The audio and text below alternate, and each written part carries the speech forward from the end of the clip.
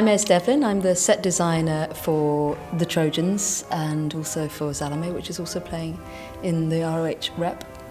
And I want to talk a little bit about the process of a set designer using a scale model.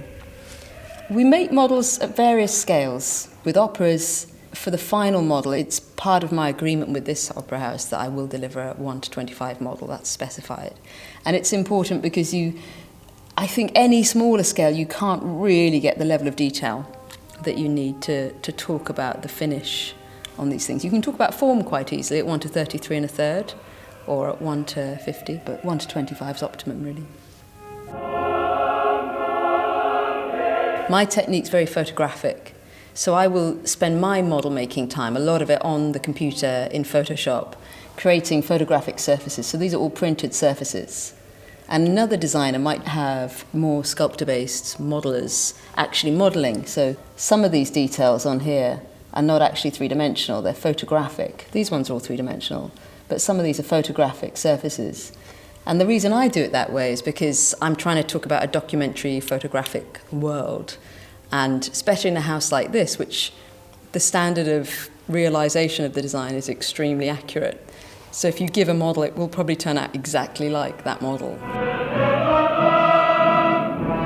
There are many, many reasons why we make a model. The first reason is for the designer, using it as a design tool.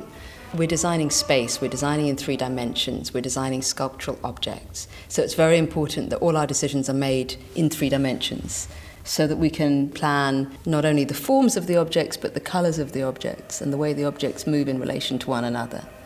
Once it's been made, it becomes then a very important element in communicating the design to the various collaborators who will realise the design. So the engineers, the draftsmen, the builders, they will all analyse this model and derive their drawings and their engineering analyses from it.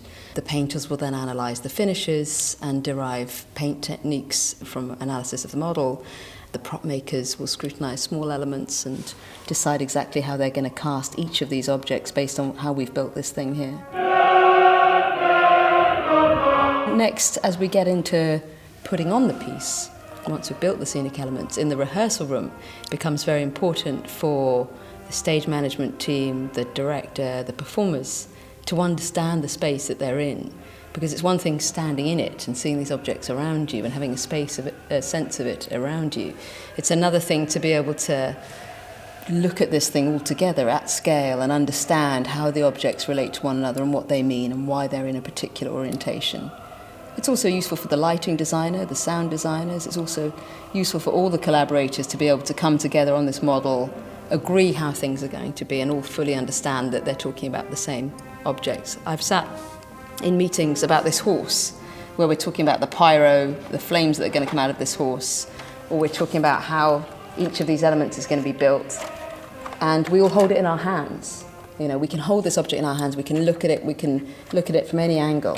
And okay, you can do that in a 3-dimensional drawing, and now you can turn the drawing around in space, but for me there's nothing quite like the information in a model.